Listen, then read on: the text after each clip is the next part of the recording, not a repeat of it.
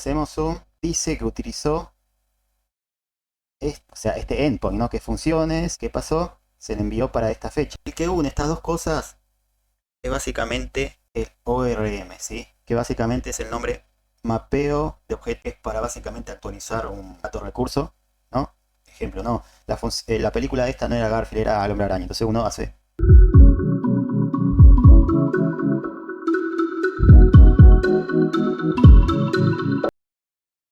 En este video veremos cómo configurar, ejecutar y desplegar una aplicación de cine desarrollada con Symfony, React y MySQL. Prepararemos y el frontend, configuraremos la base de datos, las variables de entornos y cores y comprobaremos que todo funcione correctamente tanto en entorno de local como en entorno de producción en Hostinger, ¿sí? Entonces empecemos con eso. Vamos a empezar por qué elegimos esta plataforma de hosting en la nube llamada Hostinger. Bien, nosotros tenemos en el backend tenemos Symfony. Symfony es un framework de PHP, Symfony. Por lo tanto, Hostinger me permite en su servicio en la nube, su hosting compartido, poder subir este tipo de backend. Quiero que vean eso. Y el frontend también lo podemos subir React en Symfony, no, en Hostinger, porque nos permite también. Ahora, si tuviera ejemplo, no, si tuviera otro framework, ejemplo Django, que como ustedes saben es un framework de Python. Entonces la plataforma que elegiría para subir esto no puede ser Hostinger, porque Hostinger no permite cosas en Python. Su servicio de hosting compartido no permite. O sea, acá utilizaría Render. Son distintas plataformas en la nube, ¿sí? Vamos a ver. Ejemplo, acá está Hostinger.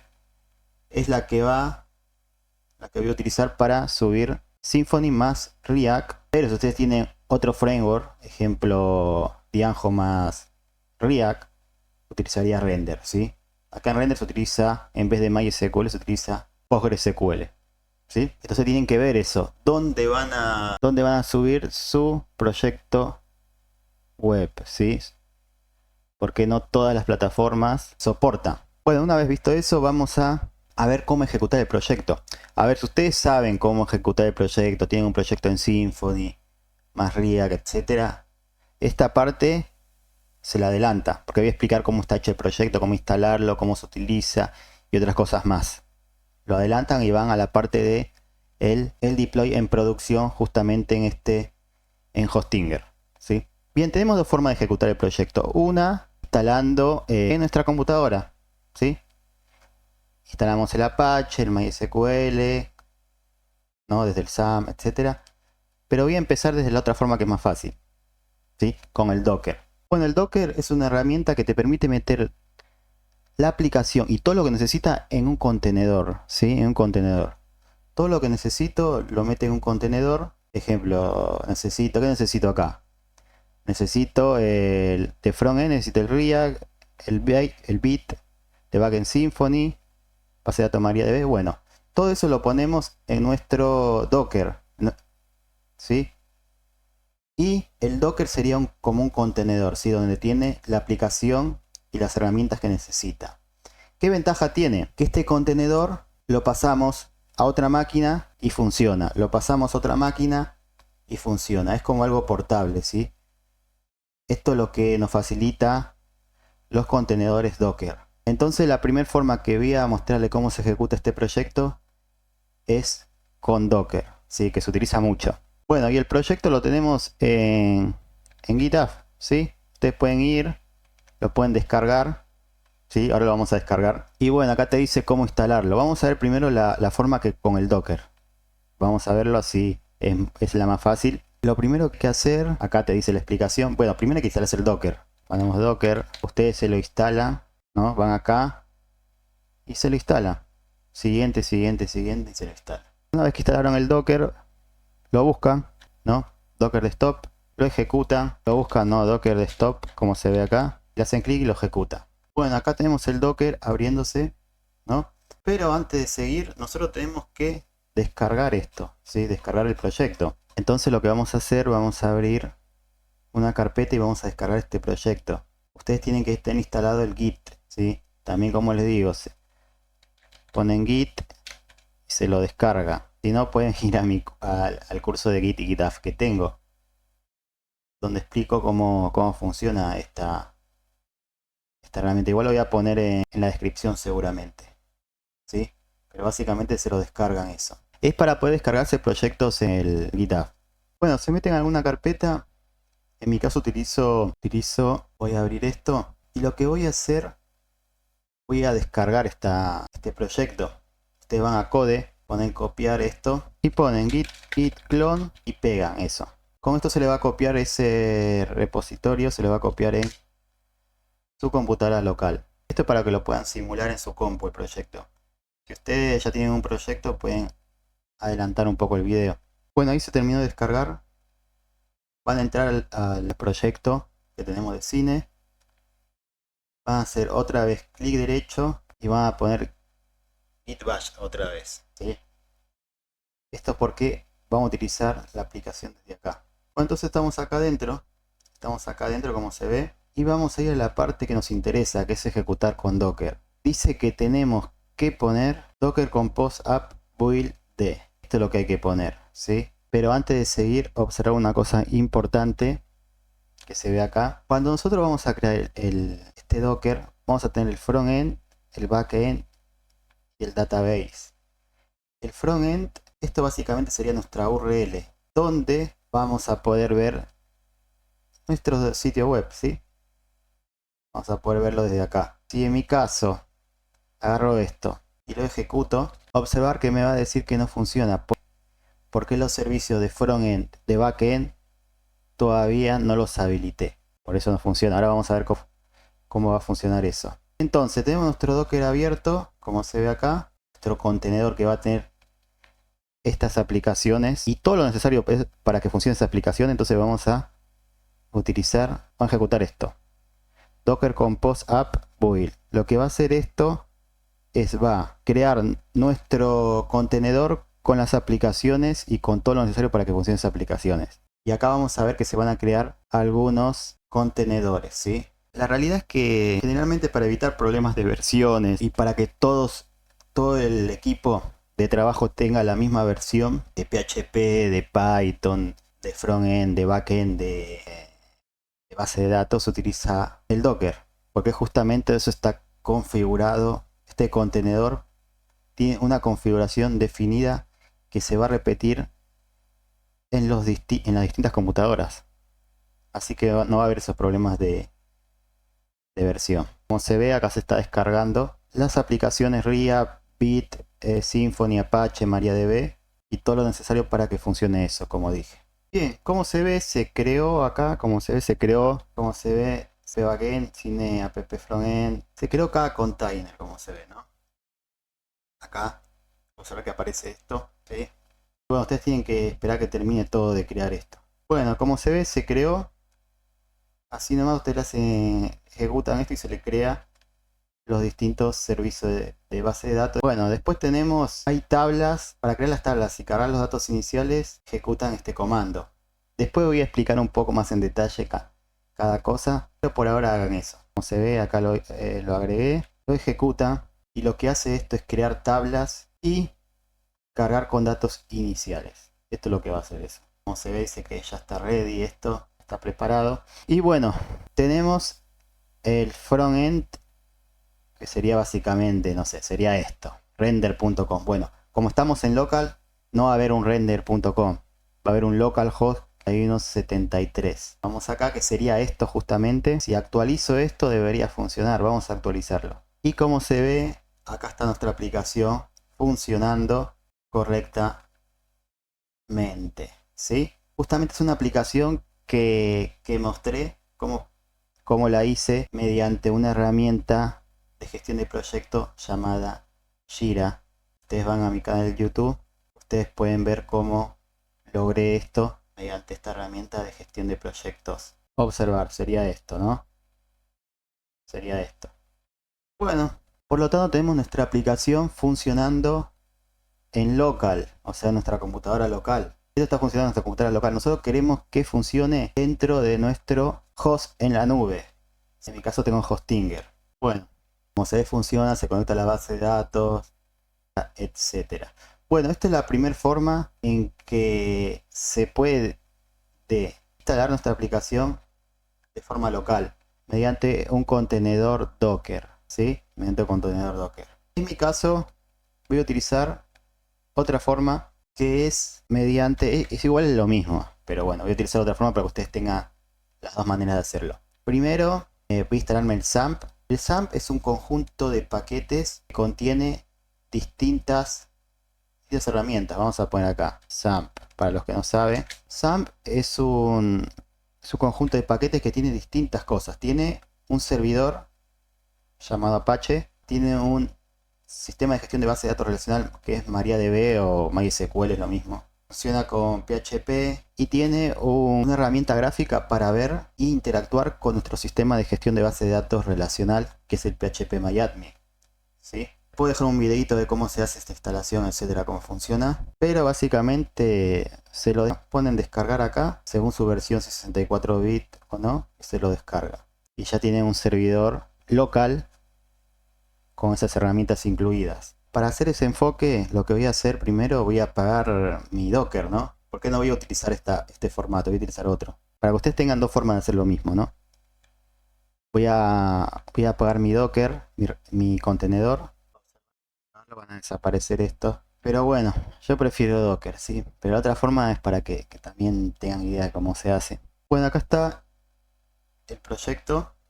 Voy a poner git bash en este proyecto. Este proyecto, como les dije, voy a utilizar el enfoque de utilizar como backend herramientas del XAMPP. Así que voy a abrir el XAMPP. Ustedes lo abren acá. Igual también está explicado acá, ¿no? Alternativa A, ejecutar con XAMPP. Lo que hacen, bueno, tienen el XAMPP abierto, pero antes tienen que, acá, en el proyecto raíz, tienen que poner compose install. Composer install para instalar todas las dependencias, etcétera. Cosas que están acá justamente en composer.log. Si ustedes van acá a composer.log, tantas, todas las cosas que se instala cuando podemos composer, etcétera. Bien, lo que hacemos ahora es iniciar nuestro servidor local, que es Apache, como se ve acá, y nuestro sistema de gestión de bases de datos MySQL. Ustedes le ponen clic acá y clic acá, clic y clic. Bien, una vez que hicieron esto, como se ve, se está conectando nuestro servidor en este puerto 80, ¿sí? Que es el puerto de HTTP y este es HTTPS, MySQL 3306. Si nosotros vamos acá en admin, observar que se nos abrió nuestro PHPMyAdmin, que esto nos sirve para manejar nuestro sistema de gestión de base de datos, pero de forma visual. Esto también se puede hacer por línea de comando. Y nosotros tenemos una base de datos llamada Cine, como se ve acá. La base de datos que es Cine. Esta base de datos tiene distintas tablas, ejemplos asientos, como se ve acá, ¿no? Función y película. Justamente cuando nosotros vamos acá, lo que hace nuestro frontend, acá me olvidé ejecutar algo para este nuevo proyecto. Ustedes van acá al GitHub, dice una vez que tienen el XAMPP y preparado la base de datos, para el frontend tienen que hacer esto, ¿sí? Tienen que poner cd frontend, justamente tienen que entrar a esta carpeta, que es esta, y entran ahí, ponen npm install y npm run dev. Npm install no lo voy a hacer porque ya lo tengo, voy a hacer npm run dev, pero ustedes, si es la primera vez que lo hace, tienen que poner npm install para instalar todas las dependencias, etcétera. Ahora sí, cuando nosotros ponemos npm run dev, lo que se va a hacer es iniciar el Vite. El Vite inicia React, dice. El Vite es una herramienta para ejecutar e iniciar el React. Bueno, acá vemos que ya te dice el puerto. El puerto es el 5173. También es este. Entonces vamos a ver. Ahora debería funcionar nuestro frontend. Bueno, ahora sí tenemos nuestro frontend ejecutando de forma correcta. Y todos estos datos son datos que los trae de nuestra base de datos, como se ve ahí. Bien, por lo tanto tenemos dos formas de ejecutar el proyecto desde descargándolo desde GitHub y emulándolo en nuestro local.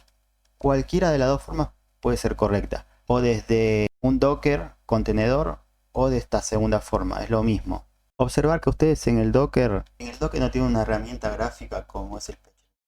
Entonces, para entrar, ejecuta desde línea de comando justamente estos comandos. Ya hacen show database, use cine, show tables, cosas normales, ¿no? Seguramente que ustedes vieron en administración de gestión de base de datos o base de datos. Lo mismo. Ahora sí vamos a ver cómo funciona todo esto, ¿sí?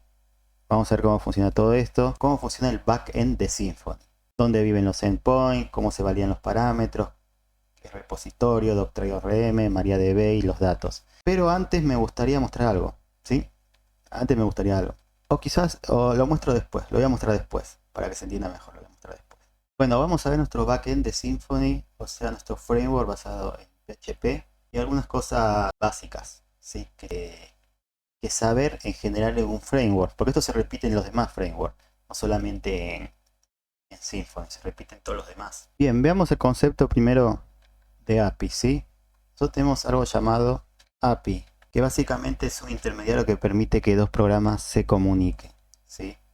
Justamente nosotros tenemos algo que es el React, que es nuestro frontend, y como backend tenemos nuestro Symfony. Nosotros queremos que estas dos cosas se comuniquen, y para eso vamos a utilizar una API. ¿Qué es lo que pasa? Nuestra aplicación frontend React no puede directamente pasar a nuestra base de datos. Lo que necesita primero, a la API le realiza una petición. Esa petición va a ir a nuestro backend en Symfony. ¿Qué hace Symfony? Symfony le responde esa petición a la API se la responde a nuestro React. Si nosotros, ejemplo, vamos acá, vamos a la cartelera, ejemplo, ¿no? Y nosotros, no sé, acá ponemos, primero vamos a la base de datos para ver un toque de algo. Vemos funciones, que tenemos las funciones, la función 1 y la película 1. Y vemos que hay una película el 29 del 7 de 2026. ¿No? Después son todos del 30. Observar, ¿no? Después son todos del 30. Entonces funciones, en esta fecha tengo solamente una, ¿no?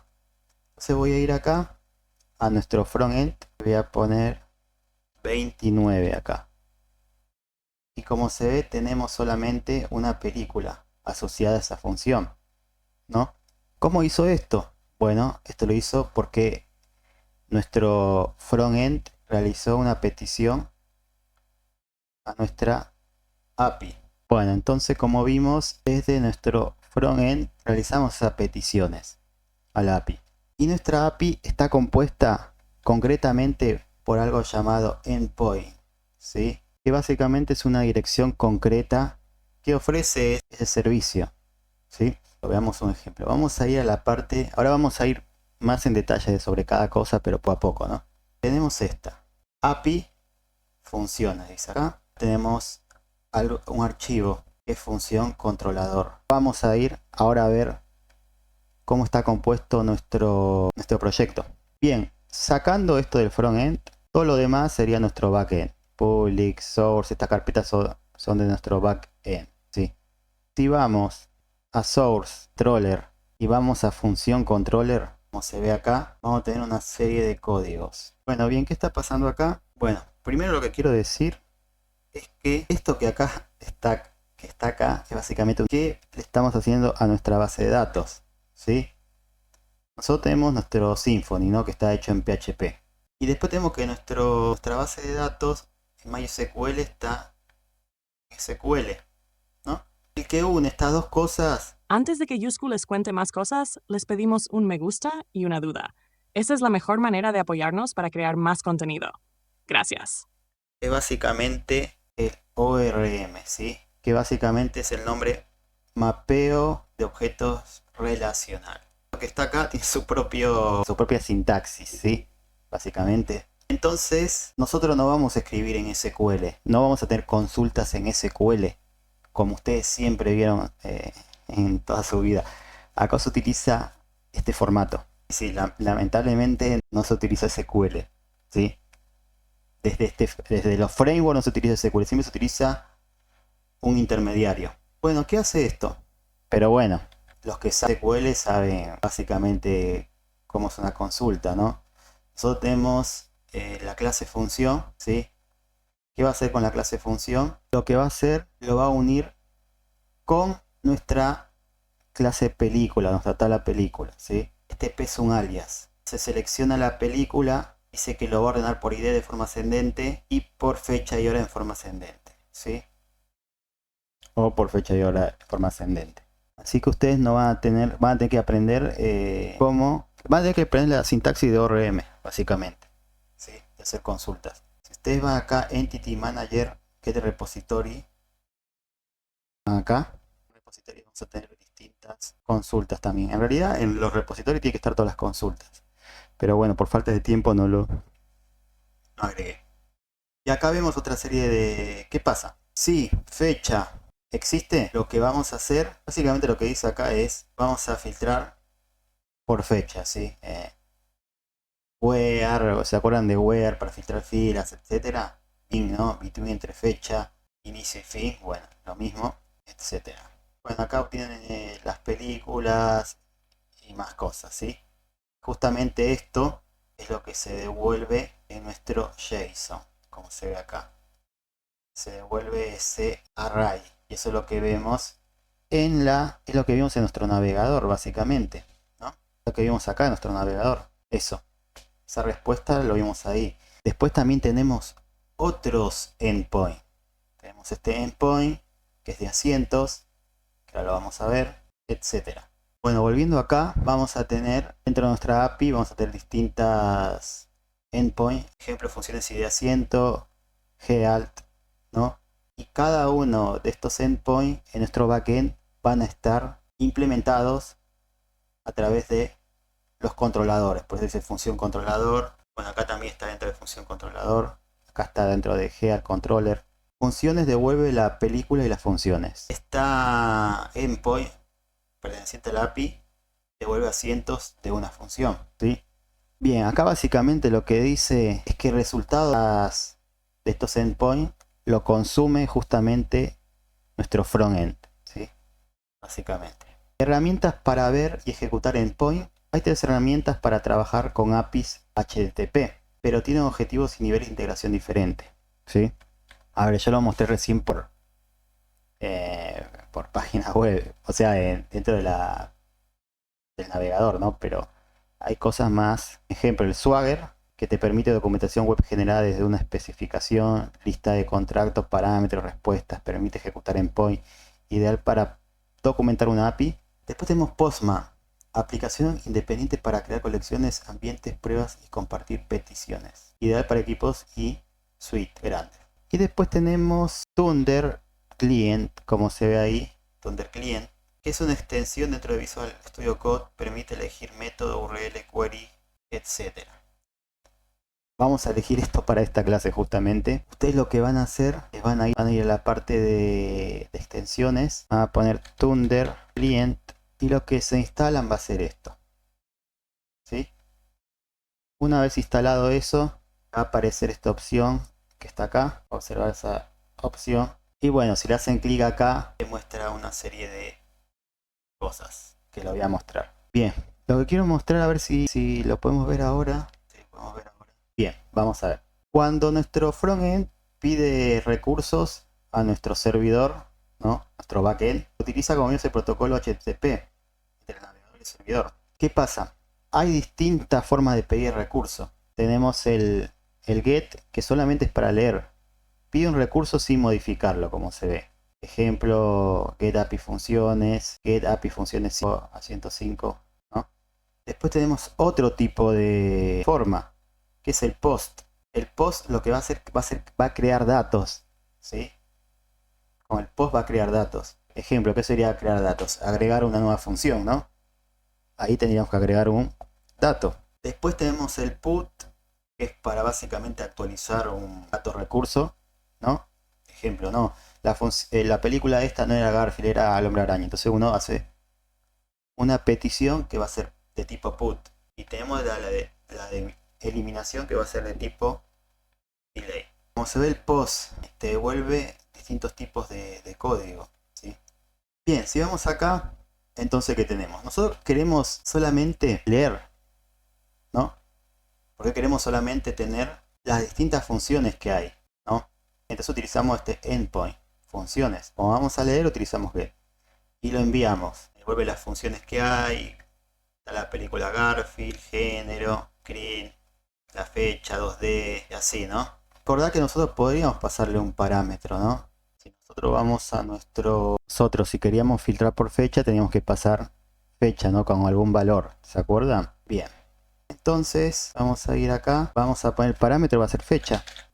Uy, el valor lo voy a copiar. Creo que la fecha que queríamos era el 7 del 29, ¿no? Esta que está acá, para que me dé una sola opción. Vamos acá a poner 29 y vamos a ejecutar esto. Y observar que solamente me devuelve una sola función. Después tenemos APIs, ¿sí? Otros endpoints. Para ver todos los endpoints que hay, podemos utilizar este comando que está acá. Para ver todos los endpoints que hay. Ustedes acá pueden abrir una terminal y acá pueden ejecutar eso. Todos son de tipo get, o sea, de lectura. Bien. Vamos a ver esta, ¿no? Vamos a ver esta que está acá. Funciones ID y asiento. Ustedes vamos a, por ejemplo, acá, funciones, ¿no? Nosotros tenemos este endpoint que se implementa de esta forma. Lo que te da es el asiento, ¿sí? Básicamente esto, observar que acá lo que hace es dentro de la función va a buscar este ID de asiento. ¿Qué devuelve el JSON? Si lo encontró, te devuelve que lo encontró, si no, te va a devolver que no existe la función, ¿no? Y etcétera.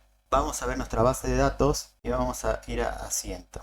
Vamos a poner este ID de asiento, 1440. Vamos a ir a endpoint, vamos a poner asientos. Observa que vamos a poner el asiento 2, vamos a usar 2 y asientos. Acá me equivoqué un poco, ¿sí? Este ID sería la función, ¿sí? Porque justamente como se ve acá, está buscando dentro de la clase de función. Está buscando este ID de función, ¿sí? Busca acá. Busca la función, como se ve acá, la busca. Si la función no existe, o sea es null, lo que te hace, mira, no existe. Si la función existe, ¿no? Si la función existe, lo que va a hacer va a buscar asientos de esa función. Entonces, ¿qué hace? Se fija en la clase asiento y dice, voy a hallar por, y acá le pasamos un array. ¿Qué le pasamos? La función que encontramos acá, ¿no? La función la ID de función, le pasamos, obviamente acá existe, ¿no? Porque ya lo buscamos acá, existe, y es distinto de null.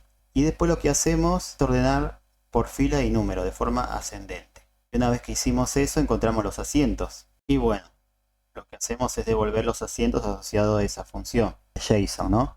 Ahora sí, vamos a función. Nosotros tenemos distintas funciones. ¿Hasta cuántas funciones tenemos? Vamos a ver. No tenemos muchas funciones. Tenemos solamente 15 funciones. Así si ponemos el ID de función 16, debería tirarme un null. ¿Sí? Veamos. Bien, nosotros tenemos esto, barra, número de función. Vamos a poner 3, vamos a poner asientos. Observar que me devuelve esto. Pero no me acuerdo cuánto era creo que máximo era 15, ¿no? Si ponemos 16 me va a tirar error. Vamos a ir, entonces. A poner 16, debería tirarme error. Observar, no existe una función con la ID 16. ¿Sí? Eso era lo que hacía. Y quiero mostrarle otra cosa más. Nosotros estamos acá en nuestro React, ¿no? Estamos en nuestro React. Miren esto. Miren, lo actualicé esto. Cuando actualizo esto, ¿qué pasa? React, el frontend, utiliza la API, más aún utiliza el endpoint. ¿Qué utiliza el endpoint? Funciones, ¿no? O sea, este endpoint que está acá. Este endpoint API funciones utiliza. Porque quiere tener las funciones más, bueno, también trae las películas, etcétera, ¿no? Todas las funciones. Si nosotros hacemos clic derecho, clic derecho, ahora hacemos clic acá a inspeccionar y vamos a network y después de network vamos a fetch. Miren lo que va a pasar, miren lo que va a pasar. Vamos a ejecutar esto otra vez y miren lo que va a pasar. Si hacemos zoom, dice que utilizó este endpoint, ¿no? Que funciones, ¿qué pasó? Se le envió para esta fecha. Devolvió un status, lo siento que está ok, significa de tipo fetch, como traer cosas, ¿no? Luego utiliza esto, la API, etc. Si nosotros acá ponemos el 29, Me trae esto y acá debería aparecer la del 29, como se ve. Acá aparece eso. Conclusión, desde acá también se puede ver eso, ¿sí? Vemos cómo React consume nuestra API, el backend. Bueno, otra cosa que quiero mostrarle es esto, ¿sí? Que justamente habla un poco del tema este. Objetos de PHP en lugar de SQL repetitivo, ¿sí? ORM significa Objeto Relacional Mapping, conecta entidades PHP con tablas de base relacional, justamente lo que hablé, ¿no? Nosotros tenemos entidades en PHP, ¿sí? Básicamente serían las clases, ¿no? Si nosotros vamos acá, vamos a la parte de Entity, tenemos asiento, función, película. Justamente estas cosas son mapeadas a nuestra base de datos, ¿sí? La base de datos son mapeadas. Observar cómo aparecen las relaciones de uno a muchos, ¿no? Cuando nosotros veíamos la cardinalidad, bueno, nosotros también tenemos que configurar esta cardinalidad. Películas, target entity, funciones. Relación de uno a muchos, dice que es, etcétera, ¿sí? Todo lo que se aprendió en base de datos acá se aplica, etcétera. Esto que está acá se mapea a nuestra base de datos relacional de MySQL, ¿sí? En SQL. Por eso nosotros vimos que se ejecuta un comando que se llama este comando. Con este comando lo que hacemos es creamos nuestra base de datos a partir de nuestras clases, de las entidades en PHP, y después de crear eso utilizamos otra migration para crear las tablas y para crear algunos datos como ejemplo, ¿no? Si nosotros vamos a esta parte del código, bueno, quiero mostrar algo acá, ¿sí? ¿Qué pasa? Esto de los triggers, de los procedimientos almacenados, las funciones. La realidad para estos tipos de sistemas, en el 99% de los casos no es recomendable. Algunos ejemplos concretos. Acá, ejemplo, ¿no? Supongamos que estoy acá. Esta es la clase función y quiero buscar el ID 5 si existe en esa clase función. Bien. Ahora a alguien se le ocurre hacer un procedimiento almacenado. Un trigger en la base de datos, ¿no? SQL. Un trigger es un disparador, ¿no? Se ejecuta cuando pasa algo, básicamente. ¿Sí? ¿Cuál es el problema? Está pasando cosas ocultas que el desarrollador en PHP no lo está viendo. Ahí ya hay algo mal, algo muy malo. Entonces no conviene utilizarlo. Después, supongamos que tenemos 20.000 procedimientos almacenados en nuestro MySQL, ¿no?